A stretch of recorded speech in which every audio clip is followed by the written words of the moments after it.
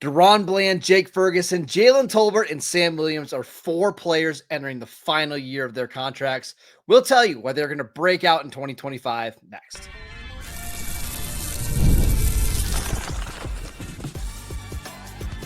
You are Locked On Cowboys, your daily Dallas Cowboys podcast. Part of the Locked On Podcast Network, your team every day. Welcome back to the Locked On Cowboys podcast, part of the Locked On Podcast Network, your team every day. We'd like to thank you for making us your first listen of the day. I am your host, Marcus Mosher. You can follow me on Twitter at Marcus_Mosher. Joining me today, as always, is Landon McCool. You can follow him on Twitter at McCoolBCB. And on today's show, we're taking a look at 4 veterans who are entering the final year of their rookie contracts with the Dallas Cowboys, Jalen Tolbert, Jake Ferguson, Sam Williams, and Daron Bland, and why the Cowboys going to need all 4 of them to break out in a big way if they're going to be successful.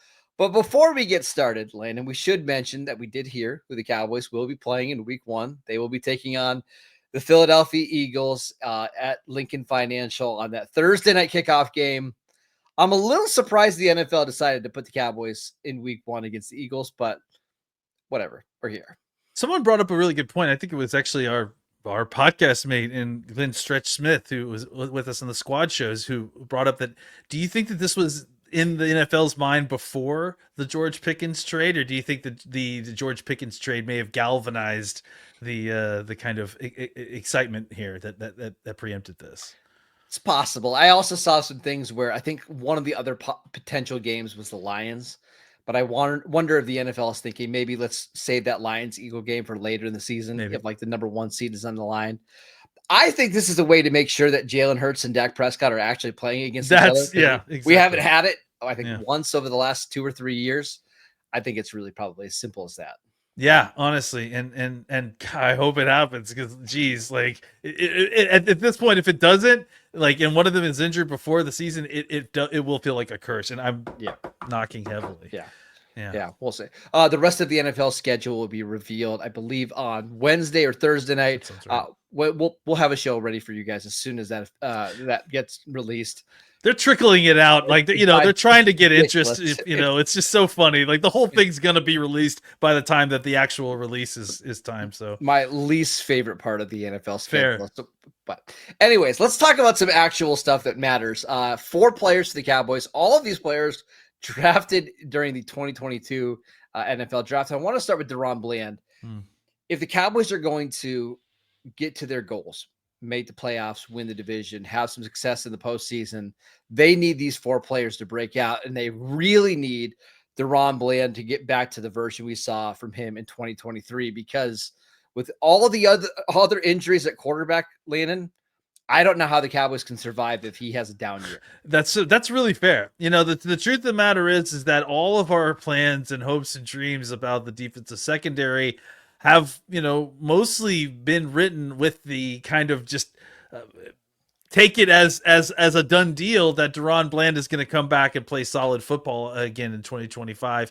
And I am hopeful, and I do believe that is true, but it's not a certainty. Clearly, I mean, I obviously came off a big injury that kept him out for most of the year last year. The Cowboys have been unfortunately cursed in the sense that they just have not had very many games. In fact, maybe it's 1 game. 1 or 2 games with Daron Bland, Jordan Lewis, and Trayvon Diggs all playing together. Yeah. Like it's 2 full games. Did we ever get any with Gilmore and Bland and Diggs? I don't think that ever actually even happened. So it's been a long time since the Cowboys had multiple games with their top 3 corners all healthy, and that isn't likely to start in September against the Eagles, right? I'll tell you right now. So I think we probably got to wait till closer to Halloween, and that will be spooky to see if that does actually happen. But to get to the point, Bland is the one guy, when you're making your plans for the 2025 season, that you're just hoping that you can rely on to be a solid player. And I do think that when Bland has been healthy and he's been out there, he has been a solid player. And that actually was kind of his role early on, was that we were all just so thrilled at what a solid player, a starter that you got in the 5th round from this, kid from Fresno State. So, and then suddenly, he's the all-time leader in pick sixes, and obviously the story's been told. And now suddenly the bar is all the way up here, right? Like for him. So for me, I just want to see him come out and play solid football, be a high end number 2 corner or number 1 corner. The Cowboys don't ask a ton of their corners. They ask them to, especially in these kind of zone heavy schemes, just be instinctual and make plays in the football. That's what Bland kind of does well. So I'm not asking him to be a shutdown that side of the field kind of corner. Just go out and play solid football. I don't think the bar is very high for Daron Bland to have a good season. But it will still be very interesting to see, with the politics and the contract currently on signed with Diggs, exactly how they handle Bland long term, and if he comes back beyond next year. Yeah, and you mentioned at the top, like the plans on defense all surround Daron Bland having a good year. If let's say he even just starts out the season slow, the Cowboys secondary could be so bad that it just torpedoes the rest of the roster. If you're having to rely on Kyer Elam and Kalen Carson coming off an injury, Savon Ravel coming off an injury during his rookie year, like they absolutely have to have Daron Bland play at a fairly high level in order for the secondary to work. And then on the flip side of it, like if he does play that well, I don't think the Cowboys have any plans on extending Daron Bland like right now. I think they want to see how the 2025 season plays out, and I don't blame them. But let's say he has a Pro Bowl caliber season. Now you're looking at somebody with 2 Pro Bowls and an All-Pro in the first 4 years of his career. We're talking about like now one of the highest paid cornerbacks in the entire NFL. I'm just open to a wide range of possibilities here. Yeah, absolutely. I mean, listen, I think the first thing you need to recognize is champagne problems. I'll deal with that when we get to that situation. Yeah, exactly. Like, listen, having too many corners has never been a problem in the history of the NFL. It'd be great to have it for a first time. So, look, I think there certainly is something to that you're going in with all options on the table. You're going to see how this plays out. I think that the situation is laid out pretty. That's the one beauty thing about the Trayvon Diggs contract, is that it gives you the flexibility to handle this however you want. You're not like necessarily held to the fact of holding on to Diggs' contract. You can get out from underneath that, or if you want to re-sign Diggs, that's an option too if you decide to get rid of Bland. So I do think that they're likely going to sign a contract for one of those two. I feel less likely that it's going to be both of those two. It won't be both. They just don't have the cap space, and I don't think they want to pay both corners. I think it's it's one or the other or neither. There's a chance we just get into the situation next year where they have 2 brand new outside starting cornerbacks. Yeah, and I listen. I think the other thing that's kind of fascinating too is Bland's ability to play in the slot and Bland's ability to play man coverage. It kind of makes this even more difficult. Like, it just changes the angles a little bit. So I think the first thing is first. I expect Daron Bland to have a bounce back season, have a really solid season. Obviously, contract year and all that, but also just because that's who Daron Bland is, and last year was more of an aberration than anything else. Yeah, and I think we'll see. We'll see what the ceiling is for Daron Bland. I think the Cowboys believe if Trayvon Diggs is healthy, he has maybe a little bit higher of a ceiling. You and I were debating pre-show. We don't necessarily agree, and maybe we'll see that this year from Daron Bland. Let's talk about 2 pass catchers who are entering the final year of their rookie contracts with the Dallas Cowboys. We'll discuss Jake Ferguson and Jalen Tolbert next. This episode is brought to you by FanDuel. The NBA playoffs are in full swing, and every night delivers highlight-worthy performances, major momentum shifts, and can't-miss moments. Whether it's a game-winning shot or a breakout player, there has never been a better time to get in on the action. And FanDuel makes it easy to stay in the game before tip-off and live. With player props, performance trends, and same-game parlays, fans have more ways than ever to bet smart and win big.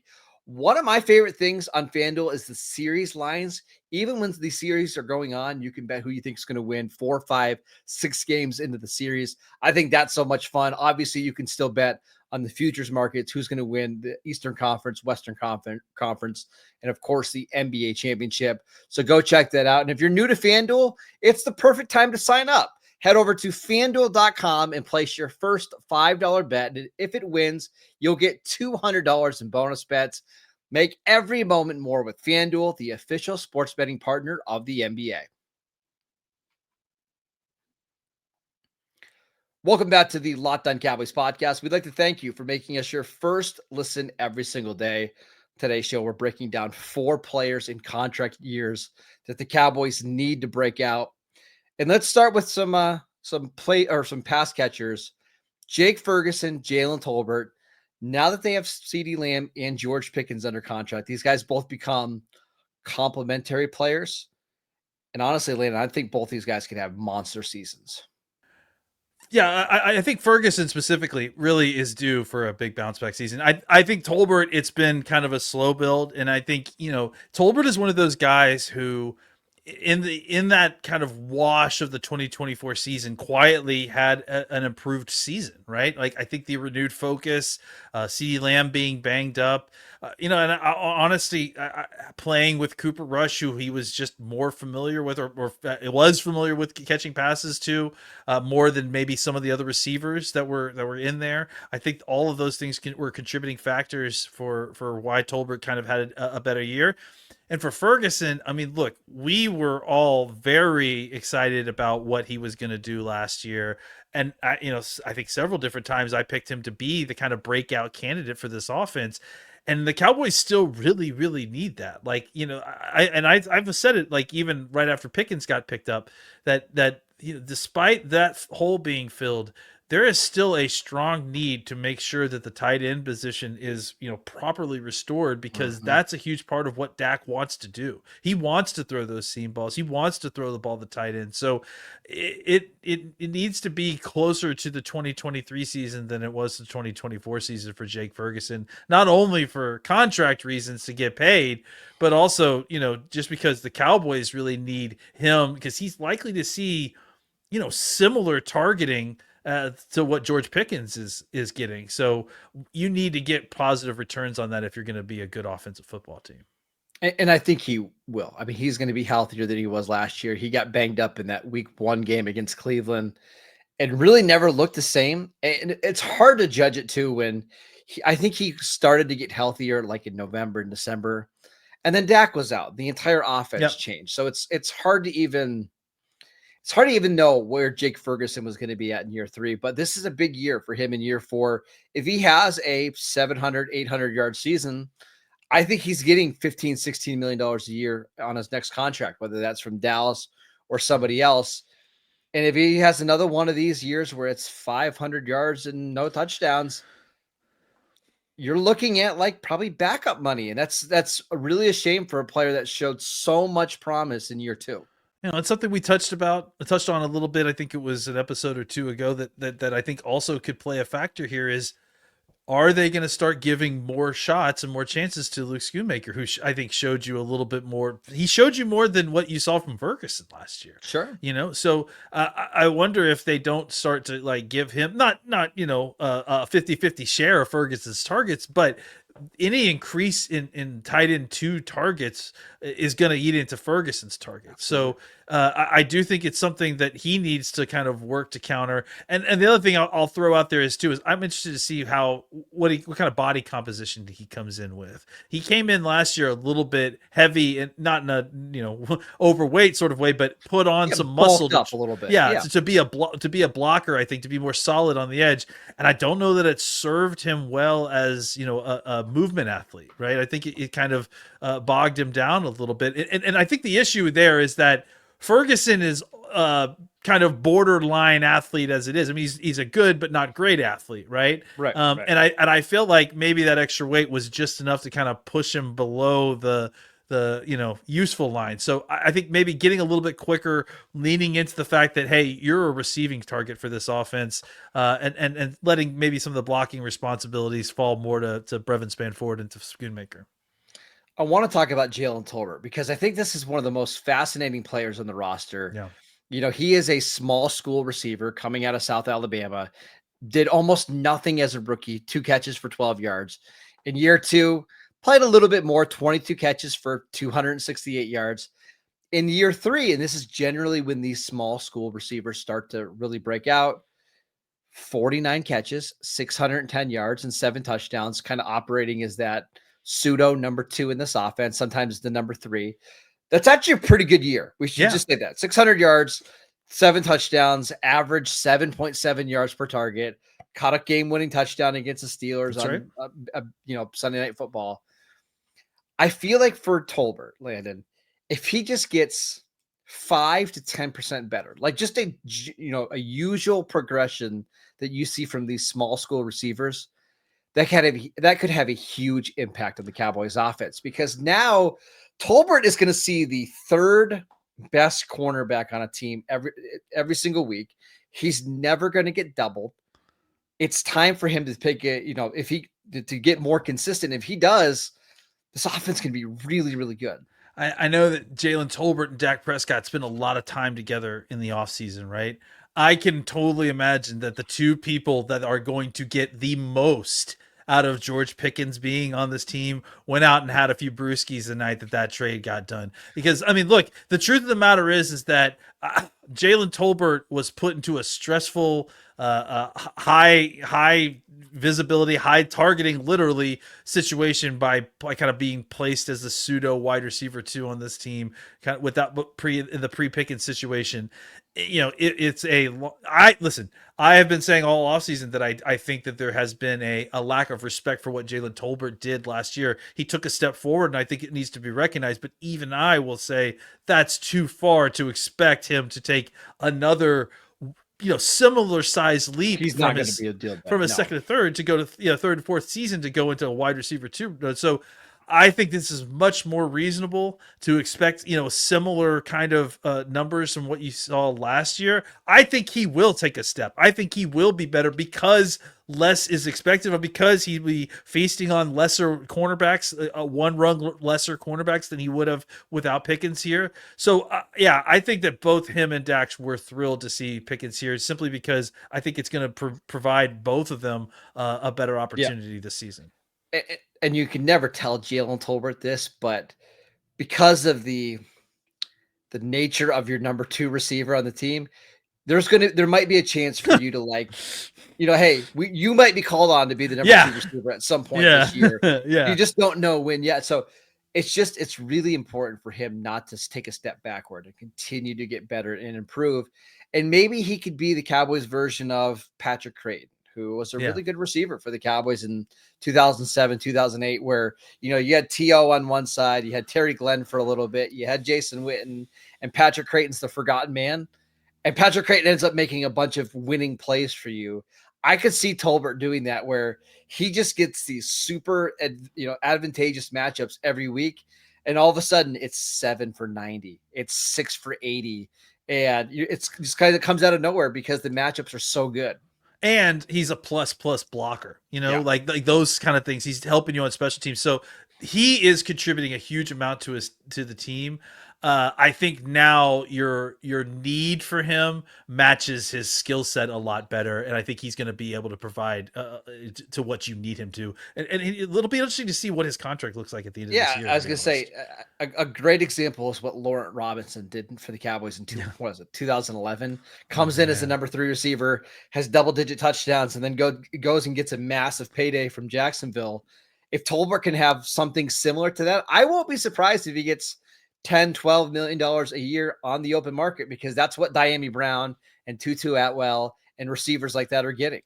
Yeah, and it wouldn't be hard for you to squint and say, hey, this guy's a small school guy. It's just kind of scratching the surface. He just kind of got to the point where he's comfortable being a pro, and he's caught up to the skills of the NFL. This guy's probably going to be, and I do believe this about Tolbert. I think the back half of Tolbert's career is going to be better than the front half, and I think he's only going to get better as he gets older. All right, let's talk about the Cowboys' 2nd round pick from the 2022 NFL draft, Sam Williams. What kind of impact can he have in year 4? We'll get to that next.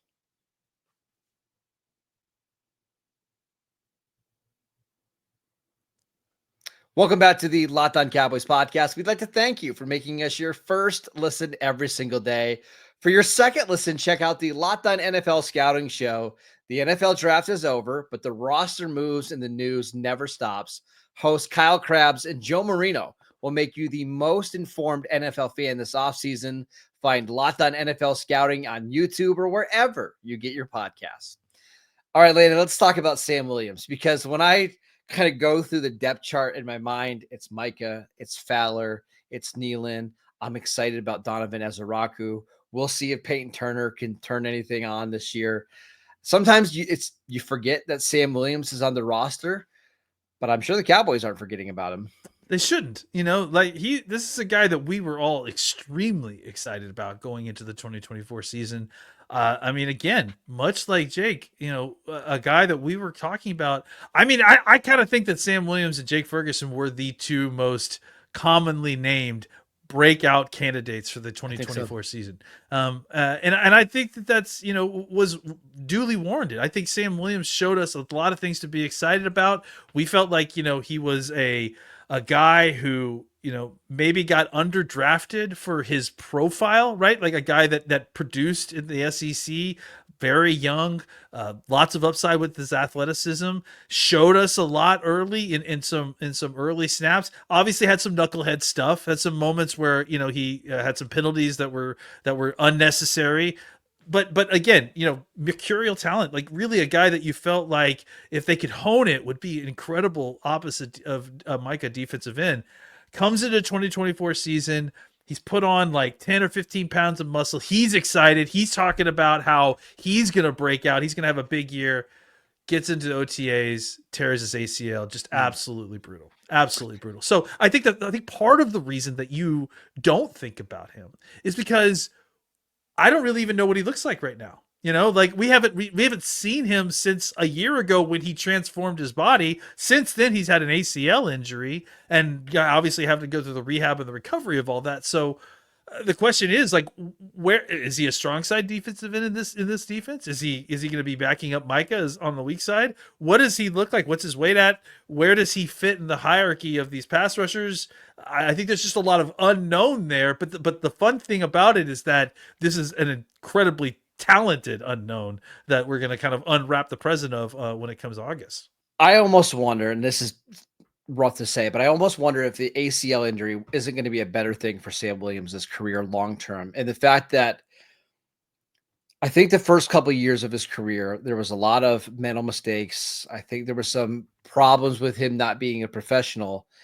And you saw how quickly it can all get taken away from you. And now he kind of has one chance left. I mean, I do think he's going to bounce around the league a little bit because he's so athletic, but this is his last chance on a premier team, on a defense that I think fits his skill set really well. Like now it's time to go. If you want to earn that big payday in 2026, this is the year that you need to go out and get 7-8 sacks and show that you can be a professional, show that you can be a 3-down player that can't just not just a pass rusher. This is a big year for him. And I wouldn't be surprised, Landon, if he's the second best pass rusher on this team outside of Micah Parsons. No, and let's see, this thing is that, on top of that, before he had that injury, he also was in a car accident, a terrible car accident. He was fine. I mean, I think he was minor injuries. But I from what it sounded like, that episode also kind of had an impact on him, on his maturity. So I do feel like that was kind of what we were trending towards before the unfortunate injury in OTA. So yeah, I kind of love that it's been all quiet on the Sam Williams front, right? Yes. Like that it's like maybe he's quietly just doing his work and he's going to show up and shock the world. That's what I'm hoping for. But I don't think we should. I think you're right to not expect anything. But I think that we shouldn't count out Sam Williams. No, we shouldn't count him out. But I also want to point to their roster moves. They had Sam Williams on the roster. They drafted Marshawn Nealon in the second round. They have Nealon on the roster on top of Sam Williams, and they draft Donovan Ezaraku at pick 44. They go out, they pay Dante Fowler the most they've paid any outside free agent in recent years, right? Like they've made a lot of moves to protect themselves if this doesn't work out. Again, I wouldn't be surprised if he's their second best pass rusher. I also wouldn't be shocked if he's like a healthy scratch in some of these games because they want to play more of Ezra Raku and maybe more of Peyton Turner. Again, much like some of these other guys, I'm just open to a wide range of possibilities with Sam Williams. And that's what makes him so intriguing. Yeah, an explosive package, right? You just don't know if it's gonna explode, shrapnel in your face or $100 bills. So like it really is. The wide variety of range of outcomes that can come from Sam Williams is crazy, and I think the Cowboys did the right thing, right? Like they understood that yes, it's a second round pick, but that's still a rookie contract he's on. It's not crazy expensive, so it's okay for you to go out and still spend some money on a free agent, to spend a draft pick, another second rounder on another pass rusher. Might as well just keep him coming. And if Sam Williams shows up and is everything that we hoped he would be, suddenly you're looking at an unstoppable pass rush that's really going to be fantastic to watch, to be honest. And the other thing I want to mention really quickly, it was really cool to watch Sam Williams be a gunner for Bones Fossil on the outside. It was really cool to see, but I almost wonder if that took away some of his development at defensive end. I mean, he needs to worry first, I think, more about getting on the field, being a productive pass rusher. I've got to believe after the ACL tear, that experiment's probably over. Yeah. And we're probably just going to see him more back to a full-time defensive end. I would hope so. Yeah, I do think that he needs to kind of focus on his craft a little bit because it's time. We lost a year, unfortunately. We don't have any more time for extra evaluation. We need every one of these snaps to see what we've got in this kid because, the whole premise of this segment, this episode, we got to get a read on these guys. All right, that is it for today's show. We'd like to thank you for making Locked On Cowboys your first listen every single day. Go check out the channel on YouTube. Download the podcast wherever you get your podcasts. We are free and available on all platforms. Make sure you check out our next show. We'll be answering your Twitter questions. We'll get to the schedule release later in the week. Tune in for that. Follow Landon on Twitter at McCoolBCB. I'm at Marcus_Mosier, and we'll see you right back here tomorrow.